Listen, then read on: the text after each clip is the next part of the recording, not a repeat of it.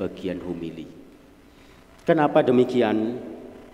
Karena sebetulnya saat ini menjadi kesempatan bagi kita untuk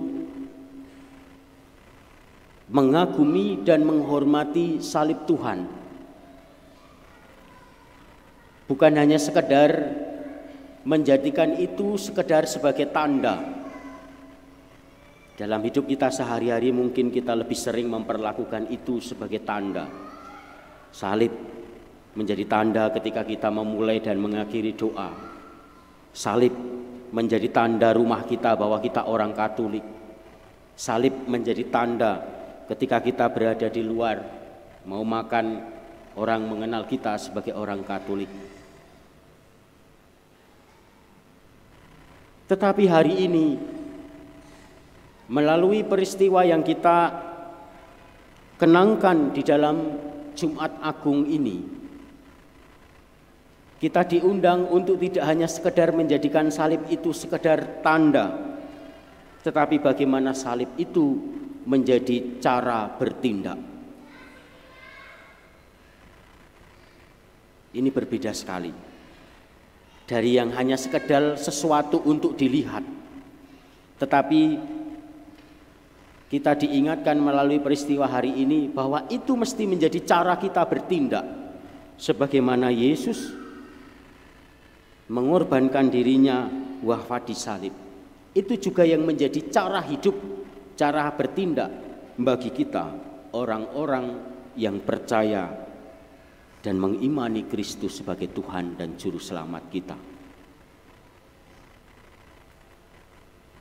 Maka peristiwa hari ini bukanlah peristiwa duka.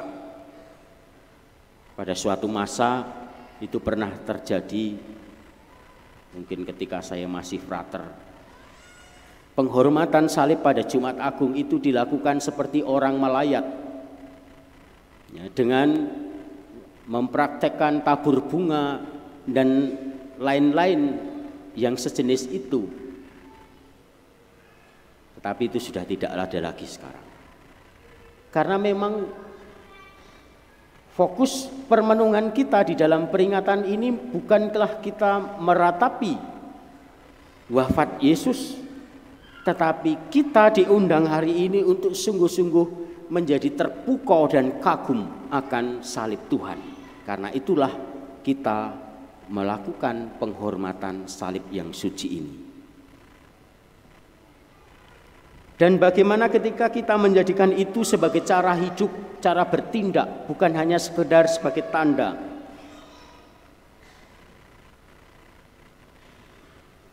Hari ini dengan menghormati salib kita diingatkan bahwa ketika di dalam hidup sehari-hari kita menjumpai peristiwa yang begitu berat, peristiwa yang mungkin kita anggap sebagai salib hidup kita, beban berat hidup kita, maka luangkanlah waktu sejenak untuk sekedar memandang dan mengagumi salib Yesus.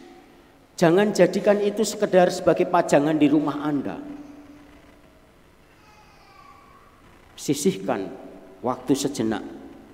Di saat kita terbebani dengan begitu banyak masalah di dalam hidup kita, beban berat, pandanglah salib Tuhan itu.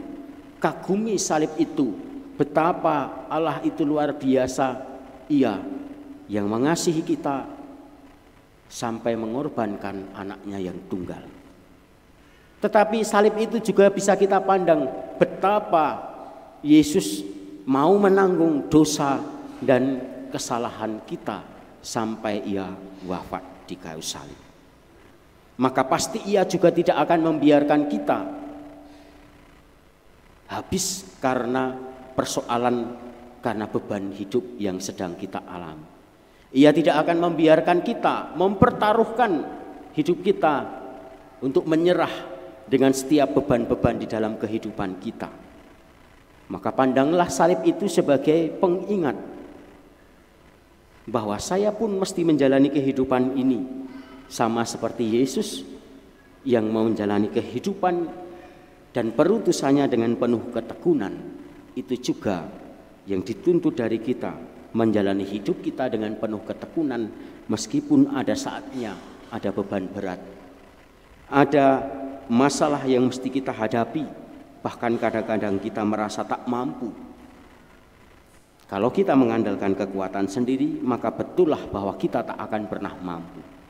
Tetapi kita diundang untuk mengandalkan Tuhan di dalam hidup kita. Kita ning senak meresapi dan menghayati bagaimana salib Kristus itu telah menyelamatkan hidup manusia.